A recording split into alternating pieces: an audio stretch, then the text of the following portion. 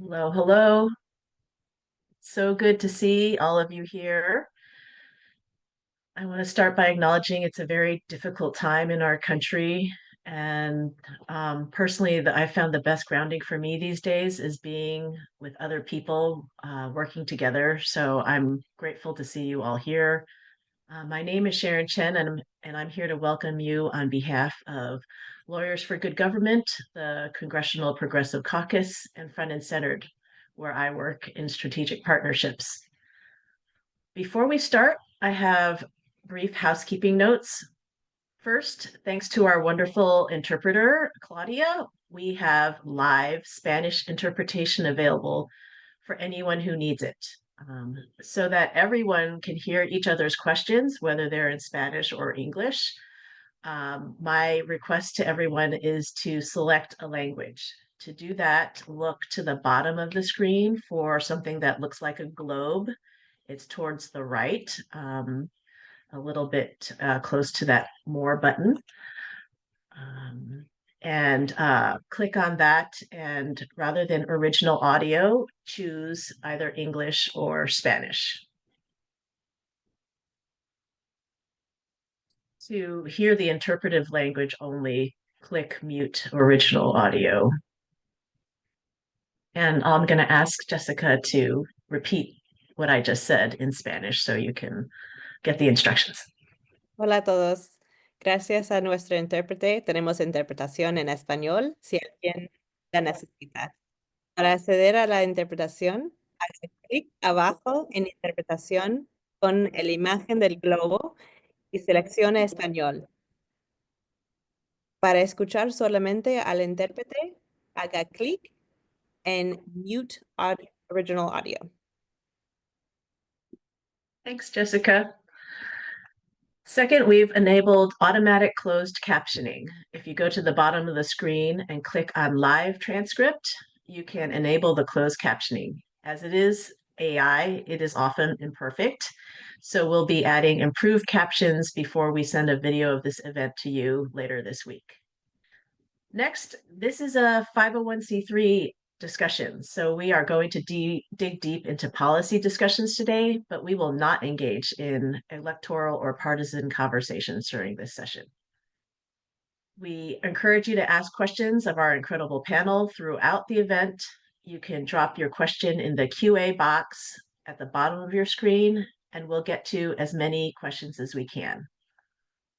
Finally, I wanted to highlight that while we are recording the video and audio of this session, both in English and Spanish, we are not recording any names or identities of people attending nor asking the questions. Today's webinar is going to be a discussion on the direct pay tax credits in the Inflation Reduction Act.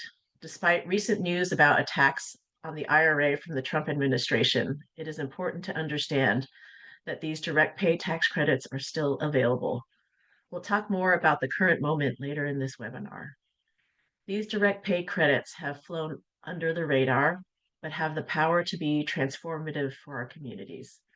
For the first time ever, the federal government will give tax-free cash directly to tax-exempt entities, like many of you here, for renewable energy projects.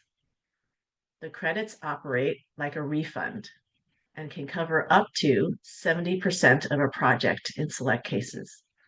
We'll get into more of that and what you need to do to access this cash in a presentation after our panel discussion. The possibilities are endless, and we can't wait to dig in with all of you later on. And now it's time to introduce our panelists. I'll introduce myself first and then pass it on. Again, Sharon Chen is my name, she, her pronouns. I work at Front and Centered, which is a diverse and powerful coalition of community and color-led groups across Washington state who have come together to advance equity, climate justice, and environmental justice. We are the largest and most powerful coalition of frontline communities, aka communities of color, indigenous peoples, migrants, and refugees, and people with lower incomes who are advancing climate and environmental justice in Washington state, and by doing so, ensuring a just transition to a better future for all.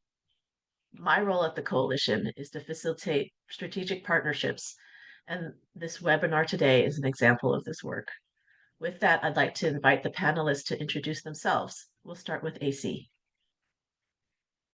So hi, I'm AC Meyer. I am the supervising attorney for tax at Lawyers for Good Government. Prior to working with Lawyers for Good Government, I was at a large international law firm in their tax group working on clean energy tax credits. And I've been in this field for uh, just around 10 years now and was providing updates and tracking the Inflation Reduction Act and the available credits through it, and when it first made its way through Congress as a bill. So I've been providing updates and watching this act and these credits for quite some time now, and I'm really excited to be here and helping people who are actually doing work on the ground and using these credits to kind of build their communities, build out some of that resilience in terms of both climate change and just ability to function in the wake of natural disasters and kind of be those places where people can gather, charge their phones from rooftop solar on community centers, things like that. Very excited to be here, very excited to help. And I will popcorn over to Minho Park. Thanks, AC. I'm Minho Park, project manager with L4GG, and currently with the organization, I'm supporting the management and implementation of the Washington Clean Energy Tax Credit Assistance Program, which we will describe later in this webinar. Prior to my involvement with L4GG, I have been working on clean energy, clean transportation, and also demand management programming, both from a municipal scale all the way up to utility scale. Have been living and breathing this clean energy work for quite some time now. So I'm very much looking forward to being here today and sharing some more information with you. I'll hand it off to Jess. Hey everyone, I'm Jess Juarez-Scruggs. I use she, her pronouns. I'm the Director of Training and Capacity Building at the Congressional Progressive Caucus Center. We're a 501c3 nonprofit who works to demystify government and make sure that everyday people have their voices heard in federal policy spaces. And so we've been following the Inflation Reduction Act also from before it was law to now. I joined the center in 2019 after almost 20 years in progressive movement as an organizer and a policy wonk. And I work with our incredible team at the CPC Center to create tools and trainings and resources like today to make sure that you all have the information you need to seize opportunities for your communities and make your voices heard on the policies that affect your everyday lives. I am a Seattleite, so I'm very excited to be able to talk about Washington, and I'm proud to have begun my organizing career here in Washington with the WTO protests in 1999 and with One America. So I'm excited to share more with you today.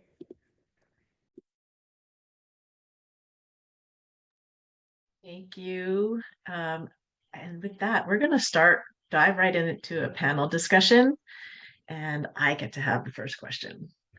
What is the opportunity posed by direct pay, and how do we use the opportunity created by direct pay tax credits to build towards environmental justice and worker justice?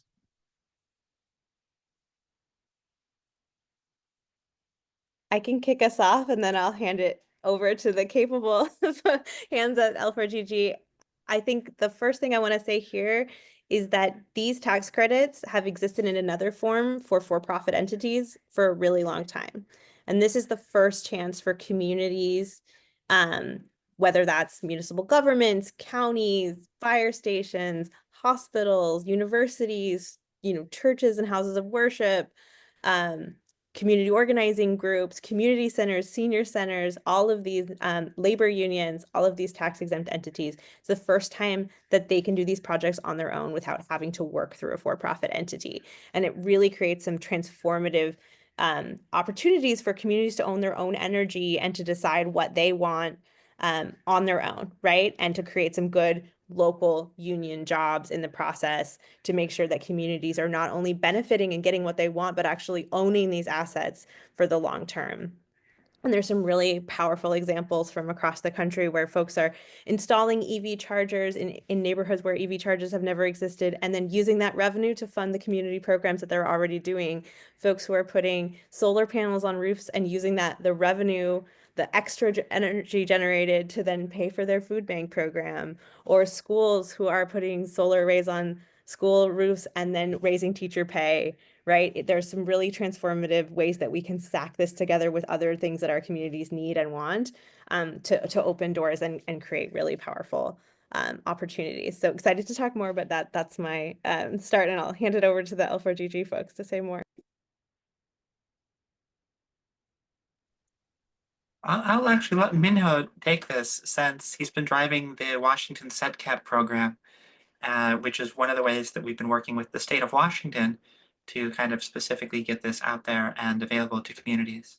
Right. Yeah. Thank you so much, AC. And there is a strong opportunity here in the sense that these credits really will incentivize, local and public ownership of a lot of these clean energy resources, because these finances or these financial benefits are available. It really empowers entities to be able to pursue their own projects and have ownership of their projects, and be a part of this transition in the clean energy future. We are cognizant of the fact that this is a relatively newer opportunity for entities, these tax-exempt entities that have not historically filed for these federal tax credits before. So we understand that there often is a gap in resourcing, in understanding, and knowledge about how you can best leverage these credits to your benefit. And I think that's exactly what we're going to be discussing today, as far as the additional assistance, the resources, and the programs that are available to you, so that you can navigate this tax credit landscape in a way that makes sense for you. So we're hoping that you come away from this webinar with empowerment and just general greater understanding of how to access these benefits. And we hope that this just becomes a little bit less intimidating or scary for you, as far as how you can actually access these credits, and empower your communities to kind of pursue these types of projects.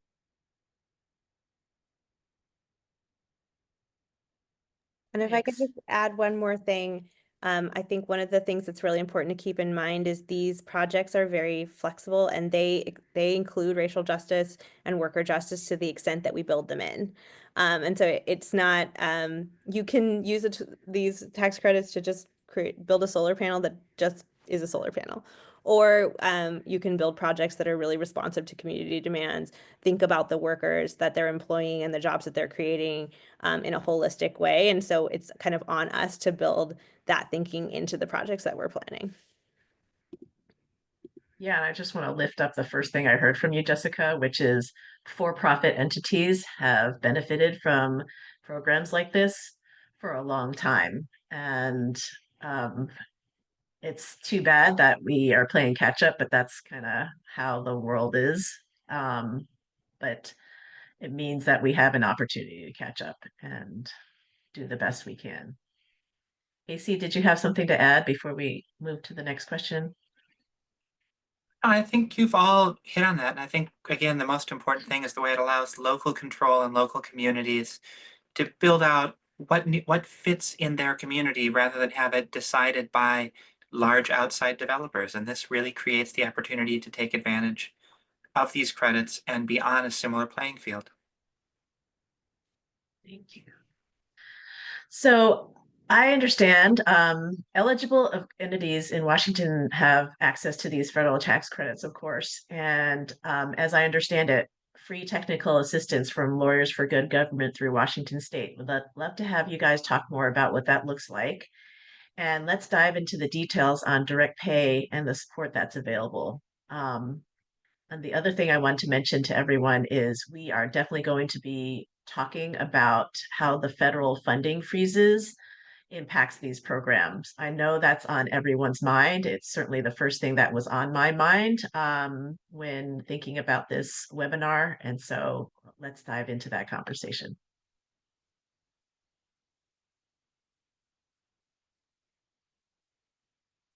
Excellent. So we're going to start off, and I think we can go ahead and move on to the agenda screen. I'm going to talk through kind of direct pay, what it is, how it's available, and what projects might qualify for it. That's going to take up a significant bulk of the conversation. And then I will pass the presentation over to Minho, who will be able to talk a little bit about the SETCAP program, the services and the partners that we have there for things like financing, filing support, and we might be able to talk a little bit about financing depending on how time hashes out. But we can go ahead then and jump forward. We've already had our introductions, and we can move on. This is, at least for me as a tax attorney, probably the most important slide. This is a high-level overview only and should not be considered direct legal advice for your specific situation. This information is provided for educational purposes. It is not legal advice and should not be considered creating an attorney-client relationship.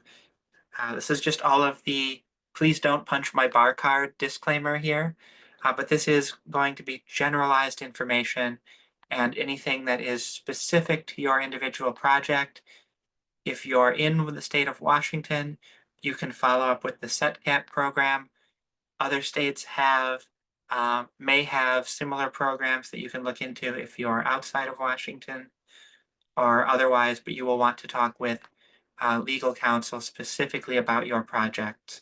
But this presentation should give you a jumping off point for where to go. And we can go into the next slide.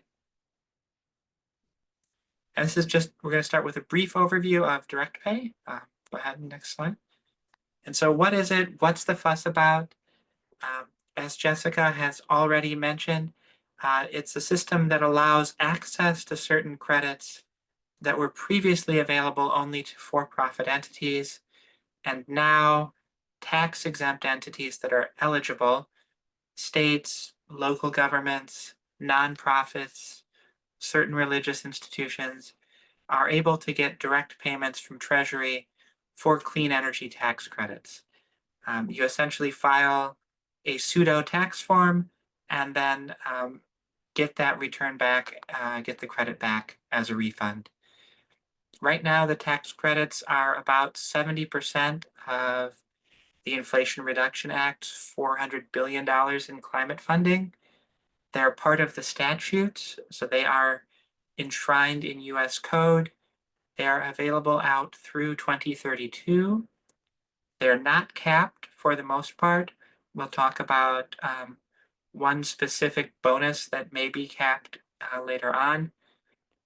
And they cover many varieties of technology out there for electrical generation and clean energy projects, such as EV chargers and infrastructure and electric vehicles themselves.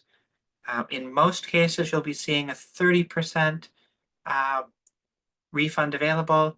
However, if you manage to hit every bonus out there, projects can claim up to 70% of the cost as a credit. And we can jump to the next slide. So who's eligible? This is any organization exempt from tax under Section 501, states, local governments, other instrumentalities, which includes things like public schools, public libraries, territories, agencies, municipalities, instrumentalities of the US, municipal utilities, so things like rural electrical cooperatives, as well as Indian tribal governments, Alaskan Native corporations, and the TVA. One unfortunate thing related to the tribal government piece is that it does require federally recognized status for the tribe. So that is just a caveat to be aware of. The tribal governments must be federally recognized to qualify for the credits, just the way the statute is written. And we can move on to the next slide. So things like grants, forgivable loans, etc., can be combined with this. And that's why we have direct pay here. We're looking at it as a puzzle piece. It's one way of providing funds for a portion of the project, but other funding and financing sources can be stacked with it. There are some limitations. For example, you cannot exceed 100% of the cost of a project with direct pay. So if you have a grant that covers 100% of the cost of a project, you cannot then get direct pay and get 30% back from direct pay and recover 130% of the cost of the project. But if you have a grant that covers 80%, you can still file for direct pay and get 20% of the cost of the project back and effectively get the project for free. So it's just worth remembering that you can't go over 100, but direct pay absolutely can be used to top off in other situations. Next slide. So this is a list of all of the tax incentives available for direct pay. This is a wide variety. We don't really need to get into specifics of a lot of these sections. We can come in, and if we go to the next slide,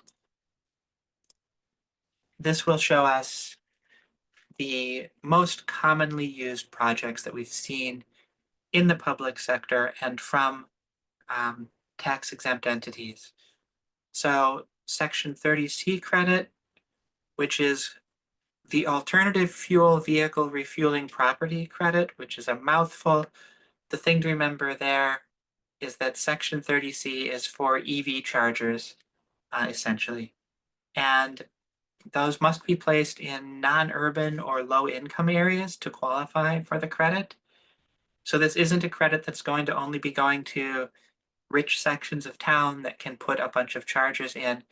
This is a credit that is designed to get EV chargers and infrastructure into areas that might not otherwise be served by this charging infrastructure and help other people, besides the high earners of society, help everyone capture that benefit of reduced maintenance and reduced cost of ownership for electric vehicles. There's also the Section 45W, which is for qualified clean commercial vehicles. Again, that's EV fleet transportation, whether that is anything from government vehicles like buses, public transit, down to a community center's electric van that they might be using to help transport people to and from community centers, to and from events, things like that. And also we have Section 45 and 48 and their variants, which are things for electrical generation property. So things like solar panels, wind turbines, etc. And the difference really between 45 and 48 is how those are paid out. The 45 credit is for production of renewable energy. So basically that's a per kilowatt hour generation credit that is available for 10 years versus Section 48, which is an investment credit, which is 30% of the cost of building the generation property.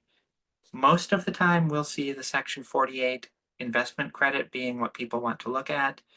Generally, the flipping point for which of those makes more sense is in the several hundred megawatt range, which is essentially, hundreds of acres of solar panels kind of range. So for most cases, we'll be looking at the investment tax credit and that 30% credit. Next slide. I also mentioned earlier kind of bonus adders, which are things that can increase that kind of baseline 30% credit for the ITC, the investment tax credit. So there's domestic content, which is essentially a Buy American bonus. If you are able to meet 100% of steel and iron and 40% of the cost of all components for things that are produced in the US, that can add another 10% on top of the credit. This is only available to ITC PTC, which is that investment tax credit, production tax credit under sections 45, 48 for things like solar, wind, geothermal. But those are only really applying to projects that are over 1 megawatt. If you don't meet it for projects over 1 megawatt, there can be a reduction. But in most cases for community solar projects, for what we're looking at for smaller orgs, you're not worried about the reduction. And really it's just if you meet this, your credit amount will increase. There's also the prevailing wage and apprenticeship requirements. That's what really brings a project up from what would ordinarily be 6% up to a full-on 30%. And that is there to ensure that people are paying a proper wage to the individuals that are hired to work on the projects. It's mandatory for over 1 megawatt. It's good practice for under 1 megawatt as well. And all of these, as I walk through these, you'll see on the slides here, it says fact sheet after them. Those are links that will be available when we send out the slides, and they will provide a link to PDF documents that can help you look into these credits a little more, and will provide a bit of a deeper dive into each one. There's also the Energy Communities bonus, which is a geographically determined bonus for certain eligible local areas that have had their economies previously dependent on fossil fuel driven operations. So things like if they've had a coal mine shut down, there's a bonus for locating some of these projects in those communities. Similar things are if the area has most of their employment related to oil and gas industries, they can also be eligible for these energy community bonuses. And the idea here is to get projects into areas that might otherwise be left behind by a green energy transition. So that's where that is. That's trying to avoid kind of the Rust Belt situation that happened in a lot of areas in the 70s and 80s. So we're really trying to make sure that everybody's involved and that there is that full community involvement. There's also the low income communities bonus. And this is the only kind of competitive bonus that's out there. It's for citing projects in low income or disadvantaged communities. And there are 4 subcategories. Depending on the particular subcategory, that can add anywhere between 10 and 20% to the available credit. There's a fact sheet on this, and this is a little bit more complex. This is something that you would need to register for prior to a project being placed in service. And we can talk a little bit more about that later, or also the fact sheet. And then if you're in the state of Washington, you can reach out through the SETCAP program and we can provide a little bit more detailed advice, because that can take some time to just walk through because it's a more complex application process. Next slide. Things to keep in mind generally, the entity claiming the credit has to own the eligible property. So you can't own it through a partnership, you can't be leasing it, you have to own the property. Otherwise you can't claim the tax credit. The low-income communities bonus, I kind of talked about that already. You have to apply before the project is complete, and that's another key piece. You can't have a completed project and then later on apply for the low-income communities bonus. You have to kind of plan for that ahead. And it is capped each year. There's a set allocation of generation capacity that is has to be maintained, has to be minded each year. So there's a really intense process in making sure that you plan for this project, for this bonus adder ahead of time. And lastly, we kind of talked about this in capital stacking as well. It's absolutely wonderful, absolutely do it, but you can't make more than the project cost if you stack grants with elective pay.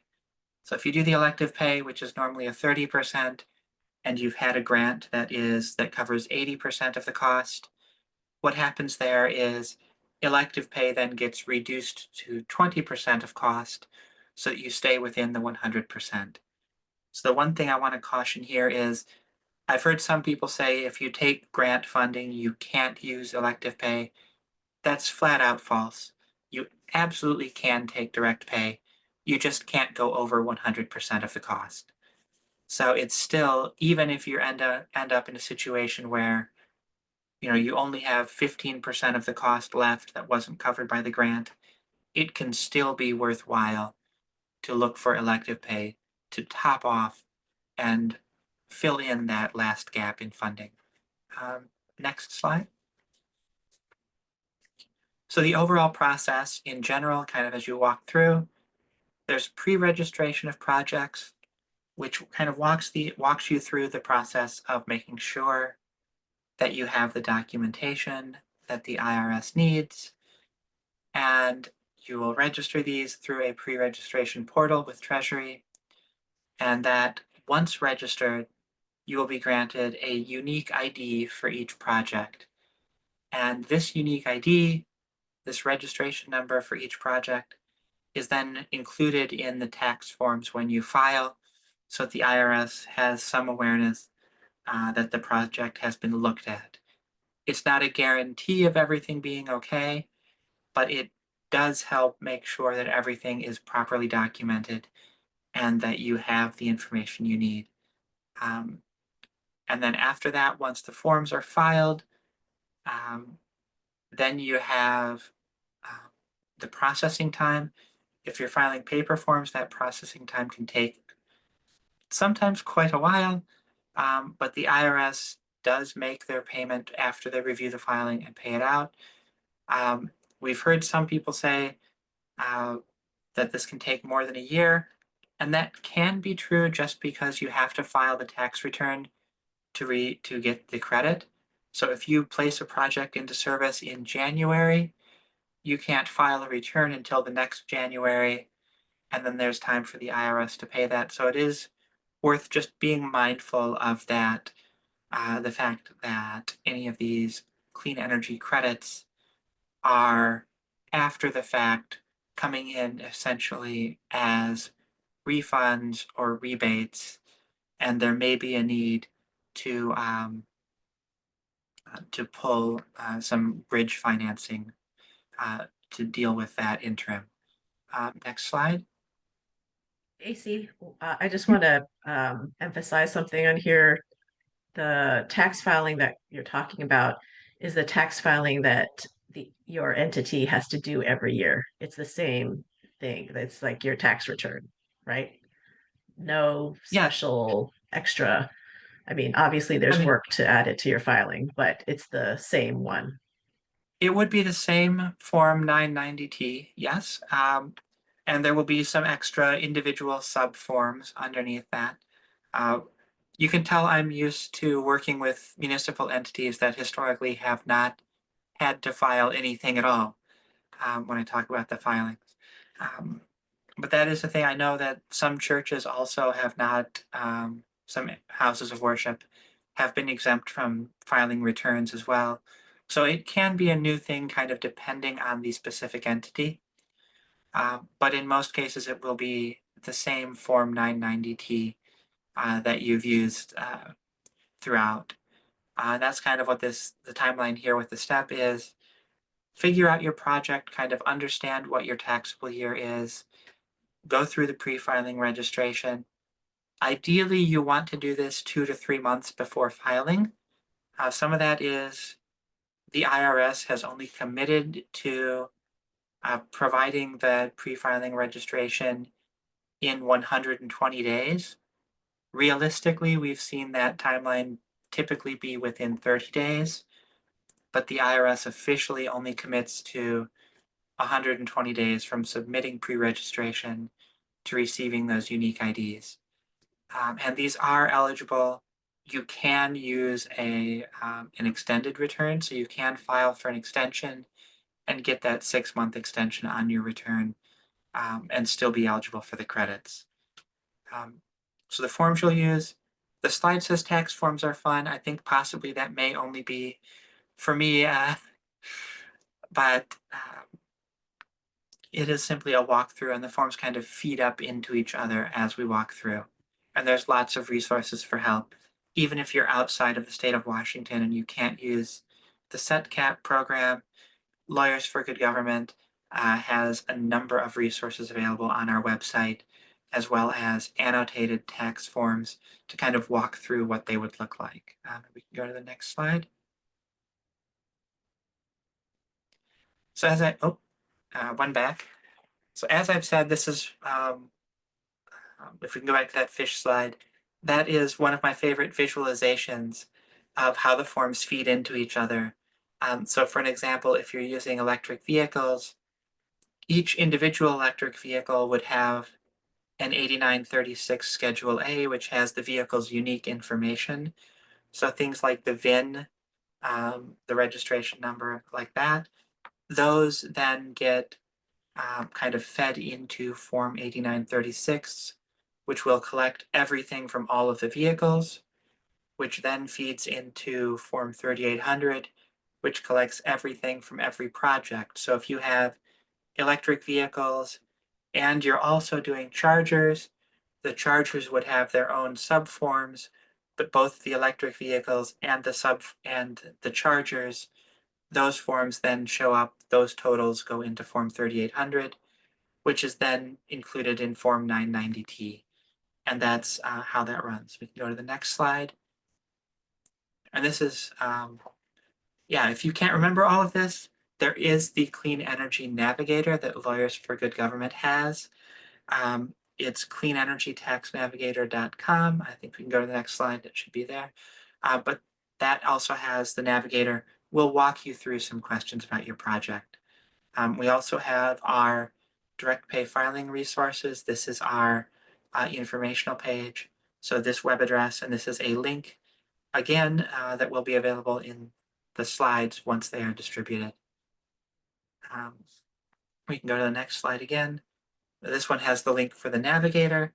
And again, this is essentially a guided walkthrough where you put in information about your project, and this helps you to understand where and when and what credits it might be eligible for. We can jump to the next slide.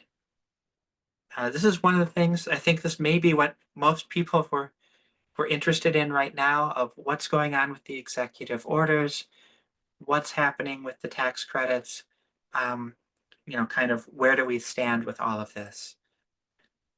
From the tax credit side, these are things that cannot be changed with executive orders.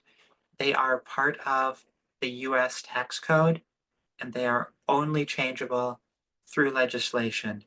Because of the way the IRA credits and these clean energy tax credits have been drafted, even regulatory change, even change to regulations from Treasury, can really only nibble at the edges of these credits, and it would take legislation passed through Congress to make changes.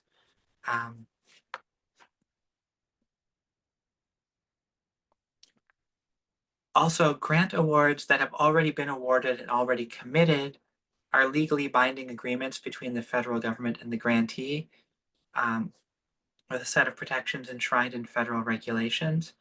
So to the extent that grants that are already committed are potentially frozen, those kind of situations, we're already seeing in the courts getting TROs blocking those freezes, forcing the grants to be paid out. One of the biggest things to remember about grants is to maintain compliance if you have a grant, because if you get the grant frozen and then stop complying with the terms of the grant, even if the grant is later unfrozen, there could be attempts to use that pause, that brief non-compliance, as justification for ending the grant later on. So if you're involved in one of these freezes, the best thing you can do is continue and kind of rely on these court challenges that are going through right now, because the attempts to freeze funds that have already been committed are indeed against the rules and against current law. Any attempt to pause legally obligated funding for policy reasons, pardon me, I've been talking all morning, violates the Impoundment Control Act. And that's what these court cases right now are running through and challenging, getting these injunctions granted right now. Federal agencies cannot withhold for policy reasons. There may be some delays, and I've kind of talked already about the importance of maintaining compliance with the grant funding terms during these delays to avoid any chance that somebody could argue that momentary noncompliance justified canceling the grant later on.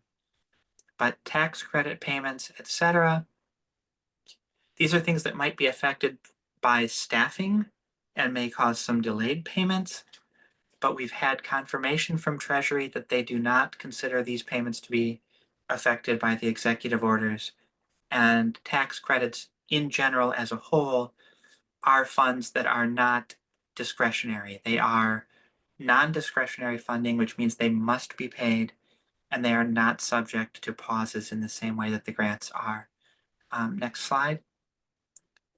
Let me see if I could pause you just for a moment to go back to that slide. Oh, I yes. know that this is an area with a lot of energy and people are wondering about. So I wanted to highlight in terms of tax credits, Mhm. these are the same from the Treasury's point of view. These tax credits look like the tax credits that everybody is having, right? So if there is some kind of pause to tax credits blanket wise, it would not be just this. It would be individuals' tax credits for their mortgage payments or, any host of things. Is that correct? Yes, that's correct. That's kind of, we're going to touch on that actually in the next slide. Oh, Kind of okay. talking about where things might be going for the next year. So any projects that were in place in 2024 that you placed in service, Congress can't go back and make a retroactive change to last year's tax code. So anything from 2024 that you would be filing for this year is safe, and those credits are still there. For 2025, we anticipate that any project that gets started in 2025, so any project that begins construction during 2025, should continue to be eligible for the credits as they stand now, even if legislative change is made. And the reason that we're saying that is because these underlying credits are all the same credits that are used for large development projects in clean energy, large development projects in energy generally. So for example, multi-100-acre solar farms that have a project timeline of 3, 4, or even 5 years, where it's taking that long to finish the project, are using these same credits. And those large developers, those large for-profit developers, have a lot of resources, a lot of funds, and do not like having tax credits that they have baked into their calculations change halfway through a project's construction. So the way that tax credits get written typically has been to say that if we're invoking a new credit, the new credit is immediately available the day that the legislation is passed. However, if we are revoking an old credit, that only becomes applicable to projects that begin construction on or after the start of the next calendar year after the credit was passed or after the credit was changed. So even if they revoke the credits this year, which again we think is very unlikely given the extreme popularity of the credits with industry. For example, I like to point out that US domestic production of solar panels, our capacity to produce solar panels within the US has increased 5-fold since 2022. So in the last 3 years, that's 5 times as much solar panel production capacity in the US. And these plants are located in red districts often. So we're talking about solar plants in the Carolinas, in Georgia, in Texas that are coming online now and employing people. And the last thing that those industries want is to see these credits disappear and reduce their market share. So these underlying credits are extremely popular, and any changes are only likely to affect projects that begin construction on or after January 1st, 2026. And we'll know a little bit more about what happens as changes go through Congress. And Jessica, I saw that you wanted to jump in there. I was just going to jump in and say something with the advocate hat on, which is just I want to encourage everyone that, if you had told me in 2016 that the ACA would be still around, I would have said that's not going to happen. You're overly optimistic. So we don't know what we can, what battles we can win as community advocates unless we have those fights. So really encourage everybody who is thinking about a project to keep thinking about it. And if you have the ability to do one in the next year, I think as AC said, that those are projects we feel really optimistic about. And I just want to encourage everyone broadly to keep thinking of these as an ongoing conversation that we're having in our polity, right? That we don't want to walk away from projects that some of which can pencil out even in the absence of direct pay. These are transitions that are super necessary for our communities. And so I know the uncertainty is frightening, but I really want to encourage everybody to not take your foot off the gas just because there's uncertainty or off the EV, electrically charged vehicle to not use a fossil fuel metaphor. Yeah, I will say, oh, go ahead. Sorry, Sharon. Yeah, I wanted to come in here just for a moment too, and I'll pass it back to you, AC. Obviously, looking at the timelines associated with here, typically, like this, it's very obvious there's a cash flow issue. And I just wanted to offer from a front and centered perspective, especially for attendees that are within our coalition. And even if you're not in our coalition, if these these projects look interesting and good for your organizations, but for the cash flow issue, I would love to have you reach out to me at Front and Centered. I I cannot guarantee anything, but we are talking about the possibility of trying to create a revolving fund to, in terms of mutual aid within our communities to help facilitate making use of these funds. Because, like Jessica was saying earlier, industry corporations have had the benefit of these tax credits for a long time, and it's time that our communities started to benefit from this as well. And I just saw one thing pop up in chat that I want to address here because it's a common kind of question that we get beyond just generally what's showing up in chat, which are also common questions, but this one is a little bit more critical. I saw somebody reference potential of selling the credit. And so entities that are eligible for elective pay cannot sell the credit.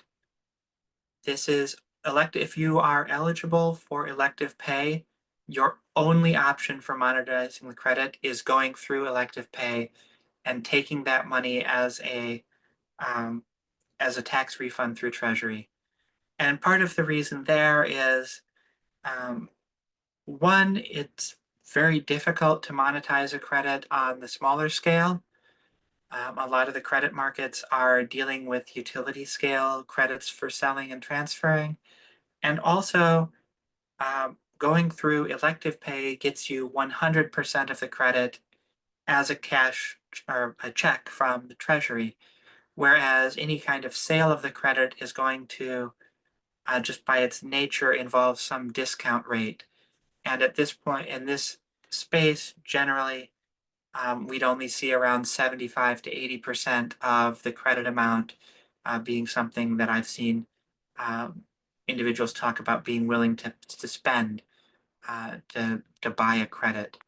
So really, even though you're locked into the elective pay and cannot sell the credit or transfer it, it's ultimately a better situation overall to do that.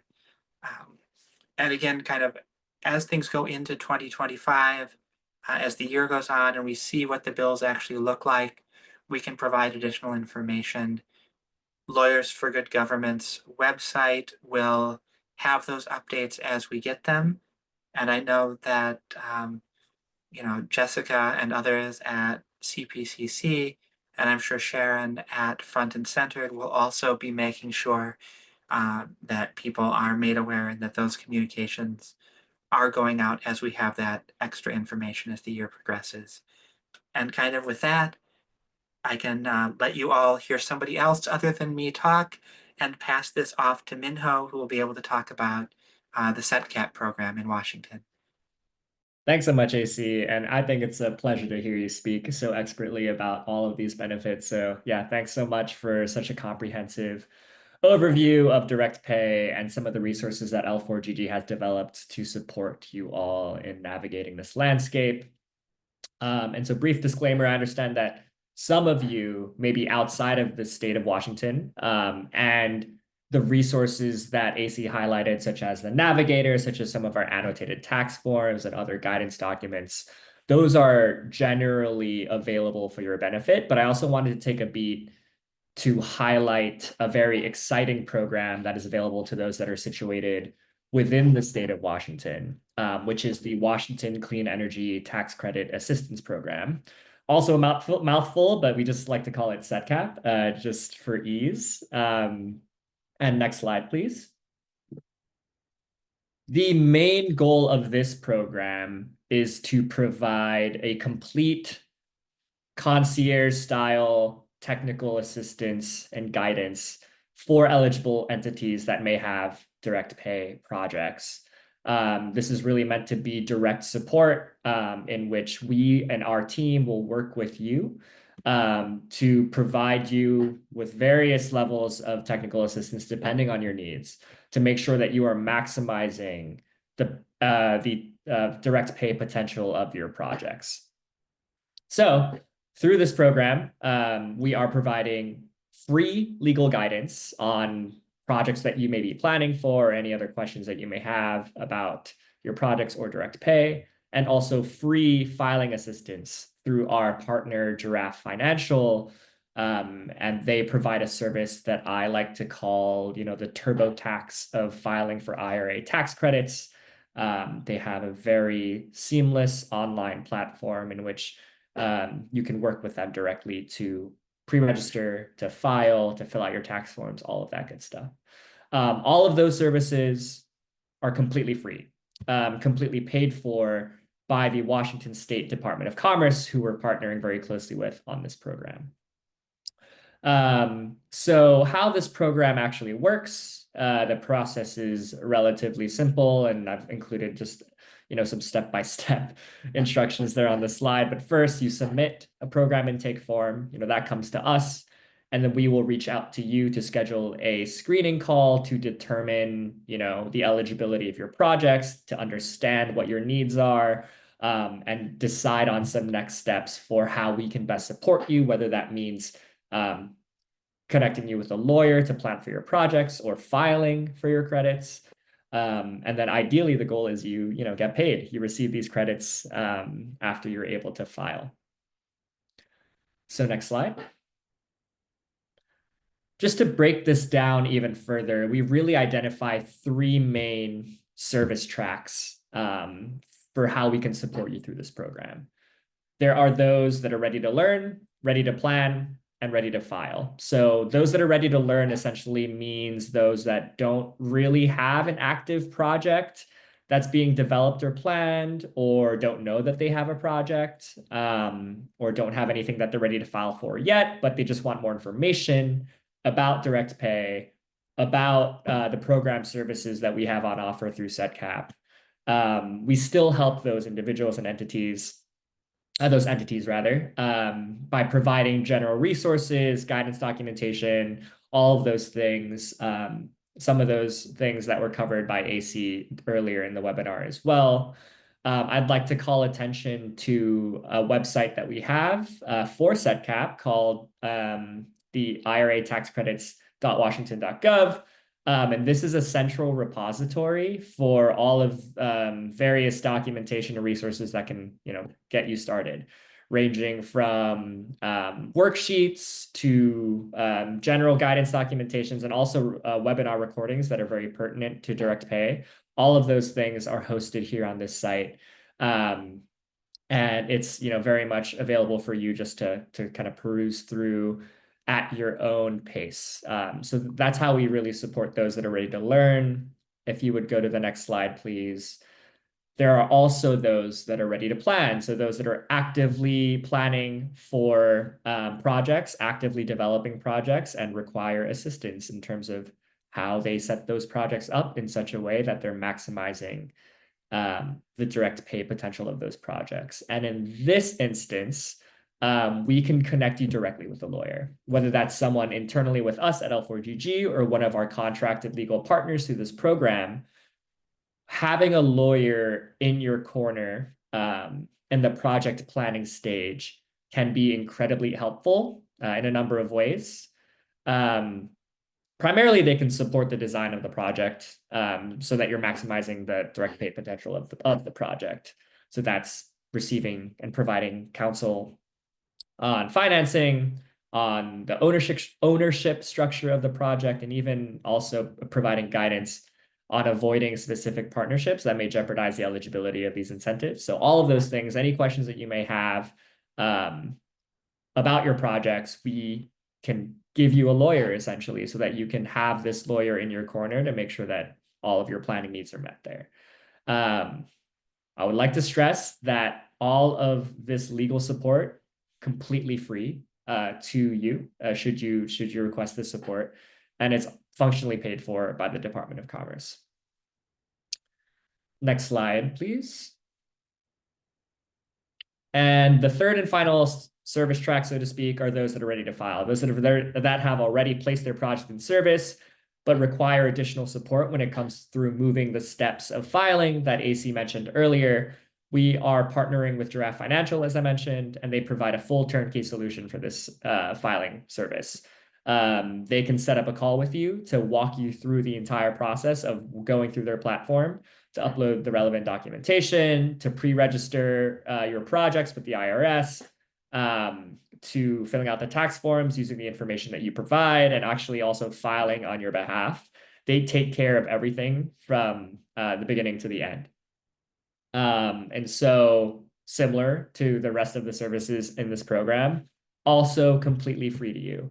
So this is a great service. We understand that there are a lot of entities and organizations that are under-resourced or don't necessarily have the bandwidth in light of other priorities to be pushing all of these things forward. And so these services are really designed to plug in and serve you in that way, where we are providing the extra outside legal counsel or the extra filing assistance so that this process is as easy as possible for you, so that you can access these great tax benefits.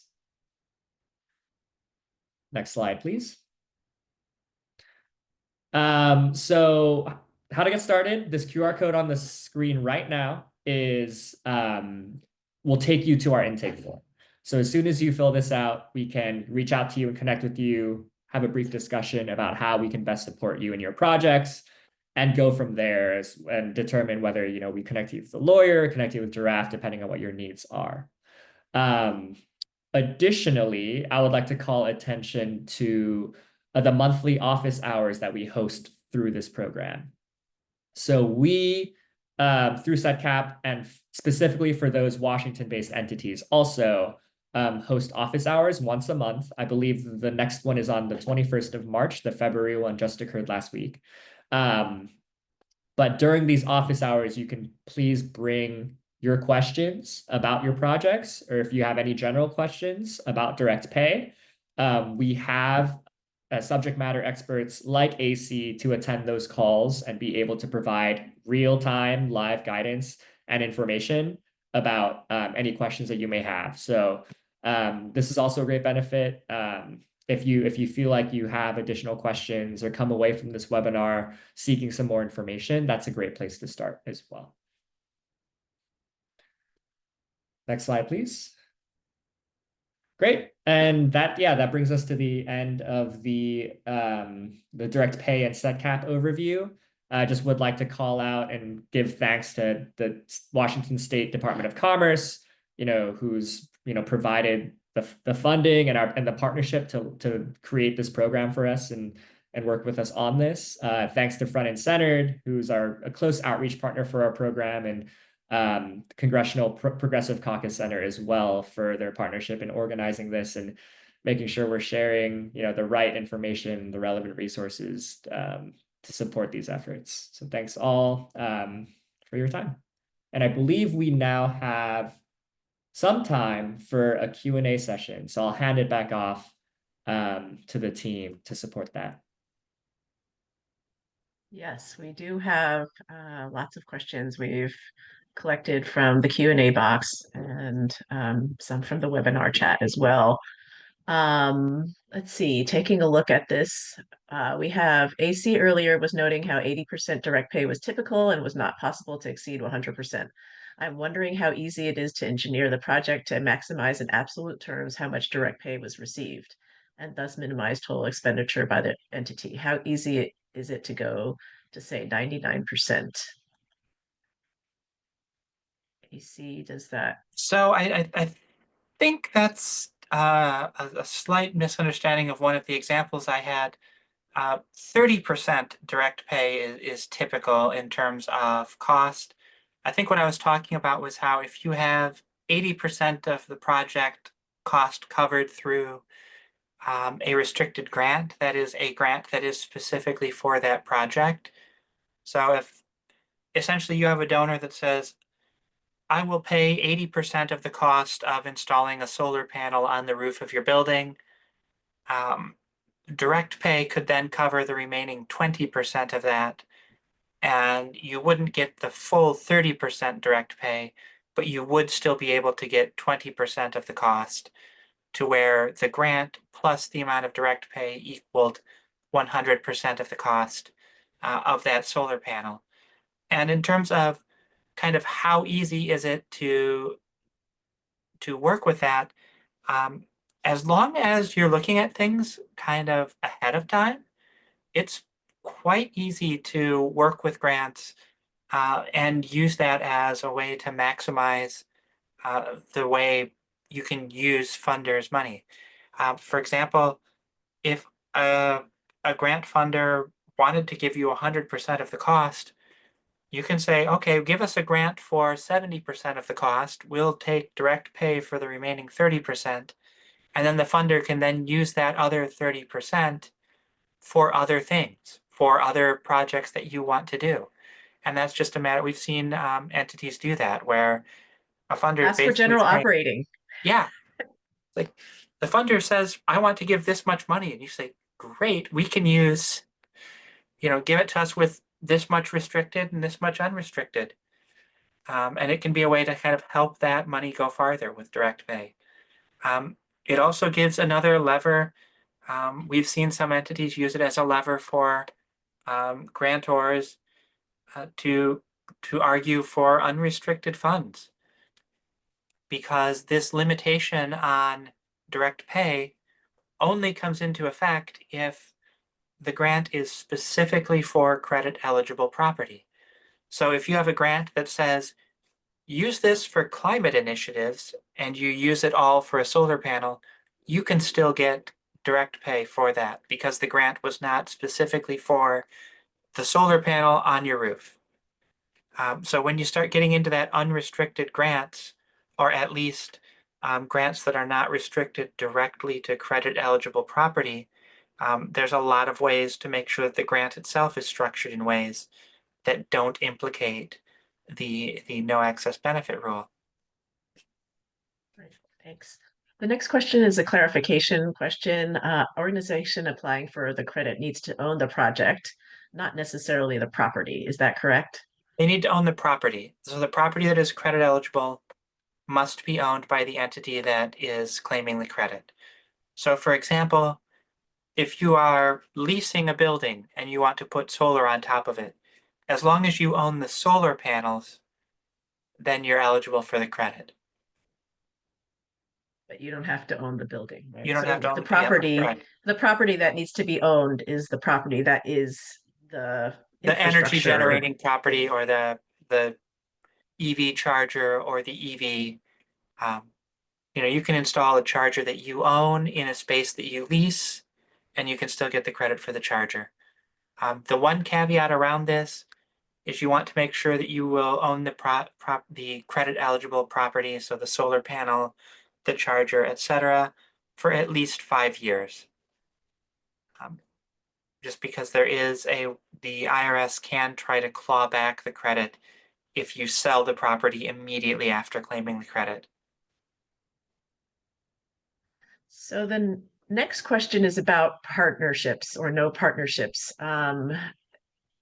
This would be on the ownership side, correct? I am asking because avoiding the need to make expensive upgrades to the transmission and distribution is valuable. I'm wondering if the project owning entity received payment from a utility in return for structuring the project in a way which eliminated or reduced the need for the utility to make T&D upgrades, whether this would be considered a partnership. No, our partnership, we're specifically talking about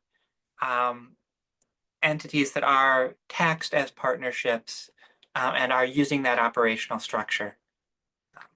So that's where we talk about It's a very in the technical tax sense, it's no partnerships. It does not mean don't play nice with everybody in the sandbox. Another clarification to that, though, like for instance, we were talking earlier about you don't own the building, you lease the building, you own the solar panels, but can you split ownership with another entity and two entities own that? No. So no partnerships there. Yeah, so in theory, an entity could own 10 solar panels, and another entity that rents in the same building could put a different set of 10 solar panels on there, and you would both have 10 solar panels that you could claim the credit for. But when you start getting into really trying to say, well, we own 50% of the project with somebody, that's when you get into what is a taxable partnership structure. Next question. Do you have a more detailed breakdown of projects in Washington State, i.e. project types, project status, entity type, project amount? Also more detailed view of projects within the Puget Sound area? I think the answer to this is we don't know what projects are submitted to the IRS, right? I think Jessica I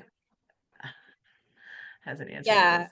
I will say that this is one of our challenges as advocates for this type of project is like there's no database where we can look up all the great examples because your taxpayer information is private information. So that's not out there. That being said, we do know of like really amazing and successful projects in Washington State, and I will cite just a handful of examples. I'm sure that at the Lawyers for Good Government folks might have more, but the Seattle School District was one of the first places in the country to get a check in hand, and they got, I believe it was $7 million back for some solar on schools projects.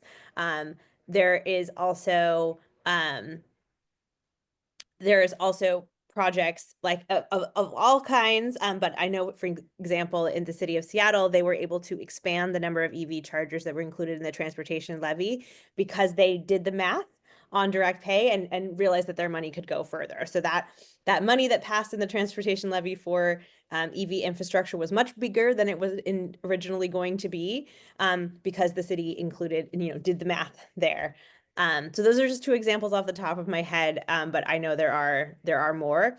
And the other thing I would say is if you know of eligible entities in your community who put in an EV charger or put in a solar panel, I would really hope that everybody here would help make sure that they know about direct pay, because we are always finding folks who did something that's an eligible project and don't necessarily know that they can get this money back, and we do not want to leave any money on the table for our community. So I hope that you will all take this as an opportunity to talk to the eligible entities in your life about this opportunity and make sure that they know about it. The next question was more of a statement, I think. It says, interested in how the Seattle Public Library and King County Library Systems can add distributed energy resources to each of their library facilities so that they can continue to provide community services in the event of extreme weather events, natural disasters.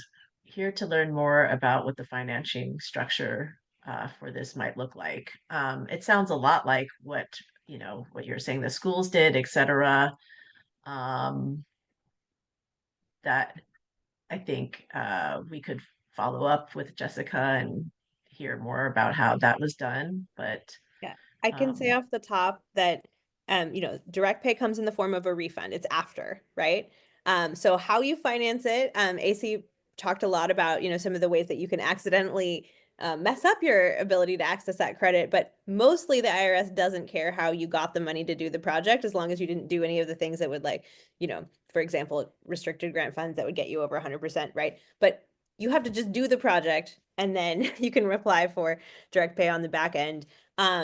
So city and counties have lots of options. They can use general funds, they can issue a bond, they can, use any of their other sort of authorities to raise money, right? They have the ability to tax, they have the ability to issue revenue bonds. There's lots of things that they can just like pull it out of general funds, they can pull it out of some sort of other funding. Like if you can get the funds to do it, then you can build it and then apply for direct pay on the back end. And I think resilience hubs like most of the Seattle fire stations, for example, are already set up as resilience hubs. I think having our libraries as other resilience hubs is a wonderful idea. We would be super happy. I, as a Seattle resident, would love to see that.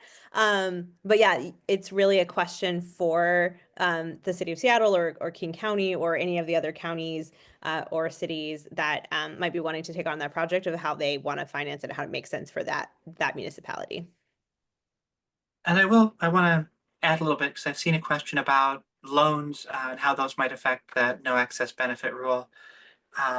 And loans aren't going to cause any problems with that because loans are obviously funds you have to repay. So the IRS and Treasury understand that loans are not income. They're not anything like that. So a loan would not cause problems with that no excess benefit rule. It's really only when somebody says, I am going to give you free money specifically for this energy property that is eligible for the credit. So the idea of a restricted fund there is pretty narrow, and it's pretty easy to go in and make sure that you're not running into that no excess benefit issue. It's really just a case of, I want to make sure everyone here is aware of that, because if you know about it, you can plan around it, and it's really fairly simple to plan around it. The only issues we've seen have been where people went in not knowing, and when you go into things and you don't know what's coming at you, bad stuff happens. So we just want to make sure that everybody's aware of that. And I hope I didn't sound too negative about that or discouraging, because really it's just if you know the speed bumps there, you can get around it. And then the next question, it says, do you think you could share any financial models of successful or ongoing projects which use direct pay?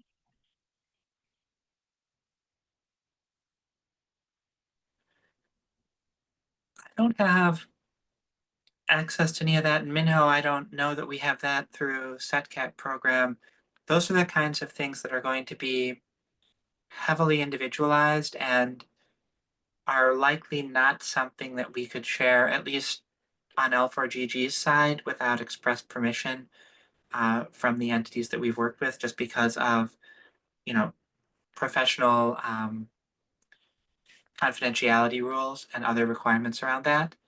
But I will say, if you know of entities who've used direct pay, and we can talk about that a little bit potentially, but if you find these lists, like Jessica mentioned, Seattle Public Schools, to the extent that it's possible to reach out to them, talk amongst yourselves. I hate to say it that way, but definitely work within the community, because there is nothing against that. You absolutely can talk to other entities that have claimed the credits. And because these are not grants, they're not competitive. Just because you get the credit doesn't mean your neighbor has that much less of a pool to draw from. We're seeing a lot more opportunities for groups to work together and to share things that have been successful for them. So absolutely reach out within the community. Those are the kinds of things that the entities that have worked through it can share. Lawyers who have worked with them probably can't, just because of that confidentiality requirement. And if you want to put in the chat what type of entity you're most interested in, there are a lot of folks who have published case studies and examples that you might be able to pull from, or even just identify who's done a project and reach out to them directly. So if you put that in the chat, I'll try to share where you might look for those kinds of stories. But just off the top of our heads, Lawyers for Good Government has a story bank. Our friends at Resource Rural is doing a lot of work to document a lot of these really great projects in rural areas. And if you look on their website, there's some beautiful stories there, lots of inspiration. The CPC Center and Organized Power in Numbers just came out with a report of some of our lessons learned, and that has a few success stories in it. We can share that in the follow-up email. Undaunted K through 12 has a great database of school projects specifically. So there are some out there. I don't think you'll find like the financial nitty-gritty published on the internet, but if you reach out to any entity, they may be willing to share more than, than they would share on the public web. And then I also want to say we talked a lot about the opportunities in Washington State, but L4GG also has a beautiful clean energy navigator that's not quite as detailed, or like it doesn't have the necessary like access to immediate support because it's supporting the whole country. But there is a clean energy navigator for those of you who are outside of Washington State. And the CPC Center and Lawyers for Good Government hold office hours pretty regularly where you can come with questions, which again, for those of you outside of Washington, we can share the link.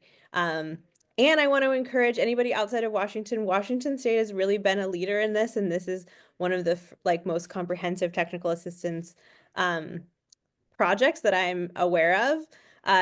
You should encourage your state to make this kind of support available if it's something that would help you do these kinds of projects.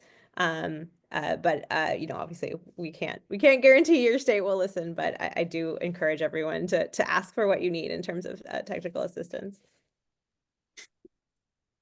And the credits And I themselves are believe, federal credits, so they're available everywhere. So it's not just Washington State that can get the credits right now. we also had a question about someone submitted IRS forms, et cetera, wondering how to handle some deadlines passing, et cetera. I think the one-on-one help that we've been sharing is a great resource for you, and you should definitely make use of that. And with that, I think we are through our overall questions. I want to thank everyone so much for joining us today. Next week, you'll receive an email with a link to a recording of this call and resources on how you can help build clean green energy and sound green union jobs in your community. I hope you all have a wonderful rest of your day, and thanks again for being with us. Take care.